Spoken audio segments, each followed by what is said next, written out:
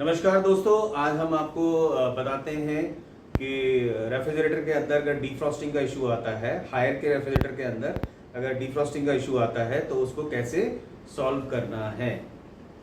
तो सबसे पहले हम चेक करेंगे फ्रिज का एरर कोड। अभी हम फ्रिज को ऑन कर देते हैं। ये हमारा फ्रिज ऑन हो गया है, राइट। और सबसे पहले हमें क्या करना है, सबसे पहले एरर कोड चेक करेंगे। तो डिस्प्ले अनलॉक होना चाहिए। जैसे दिखेंगे तो यहाँ पर ये डिस्प्ले लॉक है, इसको अनलॉक करना है। ये अनलॉक हो गया है। अब फ्रिज वाले बटन को दबा के रखना है और पावर कूल को 5 बार दबाना है। 1 2 3 4 5। ये आ गया आपका डैश डैश। तो ये इसका मतलब है कि एरर कोड मोड के अंदर चला गया है रेफ्रिजरेटर। उसके बाद में अगर यहाँ कोई एरर शो करता है तो उसके अकॉर्डिंग हमें काम करना है। अगर कोई एरर शो नहीं करेगा तो टेम्परेचर आ जाएगा, राइट। तो अगर कोई एरर नहीं आ रहा है, तो हमें क्या करना है। अगर कोई एरर नहीं आ रहा है तो हमें हीटर की रेजिस्टेंस को चेक करना है। अब देखिए, इस मॉडल के अंदर ये BBM मॉडल है। इस मॉडल के अंदर ये हमने बीच में जो ब्लू और ब्राउन वायर देख रहे हैं, ये 6 वायर का कनेक्टर है। इसमें ब्लू और ब्राउन वायर, ब्लू और रेड वायर जो है, ये बीच की वायर हीटर की है।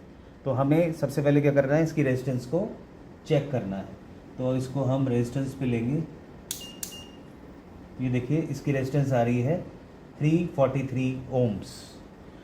अगर ये रेजिस्टेंस नहीं आती है तो इसका मतलब है कि हीटर और थर्मल फ्यूज़ ख़राब है। अगर ये रेजिस्टेंस नहीं आ रही है तो हीटर और थर्मल फ्यूज़ ख़राब है। उस कंडीशन में हमें हीटर सेपरेटली चेक करना है और थर्मल फ्यूज़ को सेपरेटली चेक करना है।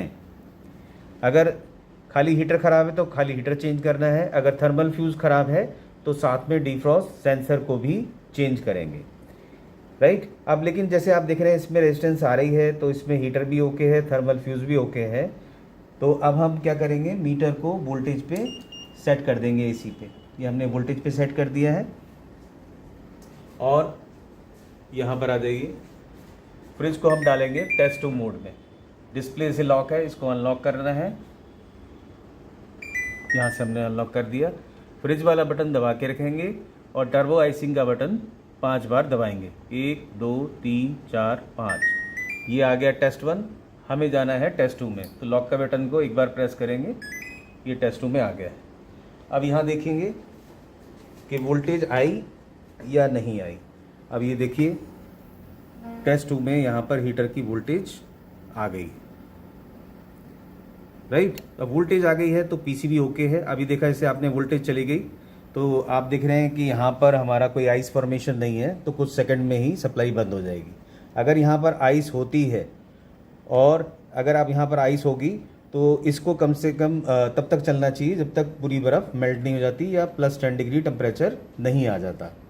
अगर यहाँ पर बर्फ़ है और जैसे अभी ये कुछ सेकंड सप्लाई आई और बंद हो गई, या बर्फ़ मेल्ट होने से पहले, पूरी बर्फ़ मेल्ट होने से पहले हीटर की सप्लाई बंद हो जाती है, तो इसका मतलब है डिफ्रॉस्ट सेंसर ख़राब है। उस कंडीशन में हमें डिफ्रॉस्ट सेंसर को चेंज करना है। थैंक